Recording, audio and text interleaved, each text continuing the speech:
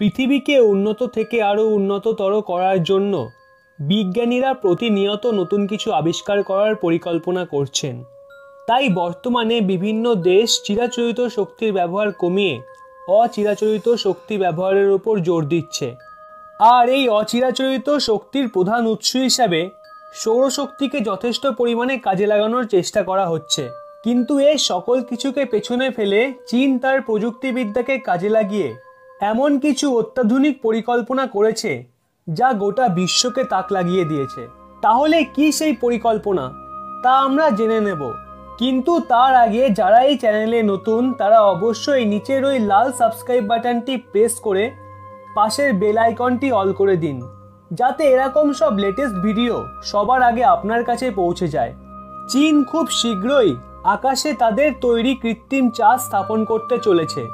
হ্যাঁ, ঠিকই শুনেছেন, চীন এমনই এক যুগান্তকারী পরিকল্পনা করেছে। আর শুধু একটিই নয়, হুবহু চাঁদের মতন দেখতে আরও 3টি কৃত্রিম চাঁদ মহাকাশে স্থাপন করতে চলেছে তারা। 2020 সালের এই পরিকল্পনা শেষ করে 2022 সালে এই কাজ সম্পূর্ণ করার চেষ্টা চালাচ্ছে চীন।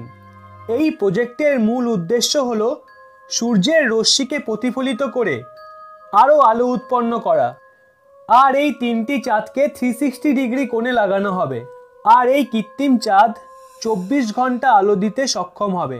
চীনের বিজ্ঞানীরা বলছেন এই চাঁদগুলির আলো এতটাই বেশি হবে যে রাত্রের বেলা স্ট্রিট লাইটের প্রয়োজন হবে না। এর আলো চাঁদের আলোর থেকেও 8 গুণ বেশি হবে। আর এর ফলে 1.2 বিলিয়ন ইউয়ান বিদ্যুৎ বাঁচবে। পৃথিবীর সেই সব কোণগুলিতেও রাতের বেলা আলো পৌঁছাবে যেখানে সর্বদা অন্ধকার থাকে। আর এর জন্য কোনো স্ট্রিট লাইটেরও প্রয়োজন পড়বে না। এই প্রজেক্টের সাথে যুক্ত আধিকারিকরা জানিয়েছেন যে এই চাঁদের রশ্মি সঠিকভাবে অ্যাডজাস্ট করা যাবে এবং সময়ের পরিবর্তনের সঙ্গে নিয়ন্ত্রণও করা যাবে। কিন্তু এই প্রজেক্ট সম্পর্কে কিছু মানুষের উল্টো ধারণাও রয়েছে। তারা মনে করছেন যে অতিরিক্ত আলো পরিবেশের পক্ষে হানিকারক হতে চলেছে। তারা বলছেন মূলত বিভিন্ন জীবের স্বাভাবিক জীবনযাত্রা এতে ব্যাহত হবে।